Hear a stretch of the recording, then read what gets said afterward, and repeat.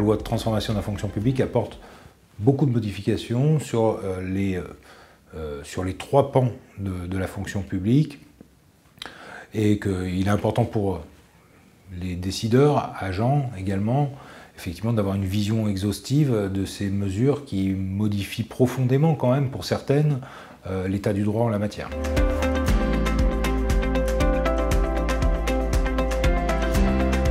Une loi qui fait date parce que bon, c'est la grosse loi de réforme du quinquennat d'Emmanuel Macron,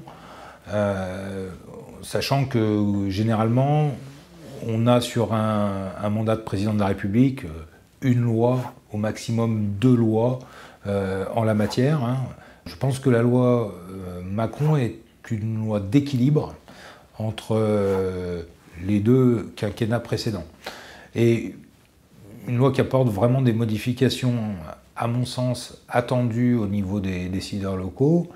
Alors, pas forcément toujours dans le bon sens pour les uns et pour les autres, on est bien d'accord, la loi est clivante sur certains aspects, mais avec de réelles avancées sur pas mal de points. Il y a beaucoup de choses qui me semblent effectivement relever plus de la déclaration de principe, à savoir un affichage un petit peu, je dirais pas démagogique, mais on réaffirme un certain nombre de principes, mais on n'apporte pas grand-chose de nouveau par rapport à l'état du droit. Mais en revanche, il y a des modifications très importantes sur le quotidien du fonctionnement des collectivités, de leurs relations avec leurs agents. On ne l'a pas abordé ce matin, on va l'aborder cet après-midi, mais il y a une énorme part des décisions qui étaient soumises auparavant aux commissions administratives paritaires qui vont désormais leur échapper. Alors, d'un côté, on peut considérer effectivement que ôter cette vision des décisions et cet avis préalable aux instances paritaires, c'est quelque part porter une atteinte au dialogue social, mais par ailleurs, c'est aussi une manière de faire avancer les choses. Pourquoi? Parce que souvent, on le constate dans les dossiers concrets, l'avis préalable des commissions administratives paritaires, d'abord ça prend un temps qui est très long, qui n'est pas le temps de l'avis, qui est le temps de l'administratif, et puis ça bloque des décisions qui de toute façon, enfin ça temporise des décisions de façon trop importante, pour des décisions qui seront de toute façon prises, la plupart du temps. Donc bon, c'est clivant, mais à mon sens, il y a quand même de bonnes choses dans cette loi. Dans la majorité du texte, dans la plus grande partie du texte, pour moi, c'est des décisions, des modifications que je trouve positives.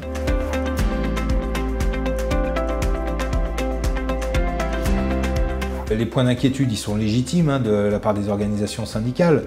C'est vrai, on ne peut pas le nier, que c'est pas un cheval de Troie dans la fonction publique, mais c'est quand même effectivement une ouverture, une libéralisation, entre guillemets, du recours aux agents contractuels. C'est-à-dire que toutes facilités sont données pour avoir recours à des agents contractuels. Aller dire que c'est la fin du statut, la mort du statut, non, j'y crois pas. J'y crois pas. Il y aura toujours, à mon sens, effectivement, en tout cas, la fin du statut n'est pas encore annoncée. Moi, je pense que plus que politiques, les modifications qui sont apportées sont la réponse à des problématiques concrètes, pragmatiques. Pas une vision gauche-droite, basique. C'est vraiment la retranscription dans le droit de problématiques qui sont constatées au quotidien dans le fonctionnement des collectivités locales vis-à-vis des rigidités du statut.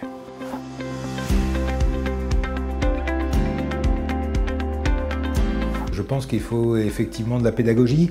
Après, c'est quand même des sujets qui sont un peu techniques, donc c'est aussi nécessaire de rappeler le cadre juridique dans lequel s'inscrivent les mesures. parce que des fois on n'a qu'une vision partielle et une interprétation donc partielle des dispositions. Donc il faut réexpliquer les choses. Dire bah, attention, ça s'inscrit dans un contexte.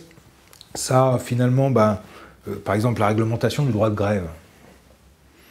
C'est rien de choquant à effectivement ce que la loi prévoit expressément, les conditions dans lesquelles certains services publics qui sont indispensables, les problématiques de sécurité, de déchets, etc., eh bien, comment on organise effectivement la grève pour que, sans porter atteinte au droit de grève, le service continue à minima à être assuré dans de bonnes conditions. Et cela étant, il n'y a rien de nouveau, parce que le juge avait déjà dit que c'était possible de le faire avant. Donc finalement, la loi, qui est souvent un petit peu à la traîne du juge, on le voit quand on lit les débats parlementaires, on s'aperçoit, oui, on va finalement graver dans le marbre de la loi des règles qui ont déjà été dégagées par le Conseil d'État. Donc, sur le droit de grève, honnêtement, il n'y a rien de nouveau. Si ce n'est peut-être, et on prend à rebours le texte, enfin, ou l'interprétation que certains peuvent en faire, que précisément, on permet à l'exécutif de négocier les conditions dans lesquelles la grève pourra être réglementaire. Donc finalement, c'est plutôt libéral comme approche. Voilà. Donc c'est pour ça que il est nécessaire, effectivement, comme vous le dites, de faire œuvre de pédagogie par rapport à une loi comme ça, parce que si on a une approche brutale, frontale du texte, il peut apparaître choquant. Mais au final, bon nombre de dispositions vont plutôt dans le sens des agents. On a parlé de facilités qui sont mises en place pour permettre aux handicapés d'avoir accès à l'emploi titulaire. Mais il y en a d'autres qui, finalement, sont déjà des règles qui sont en vigueur et qu'on ne fait que formaliser dans le cadre du texte de loi.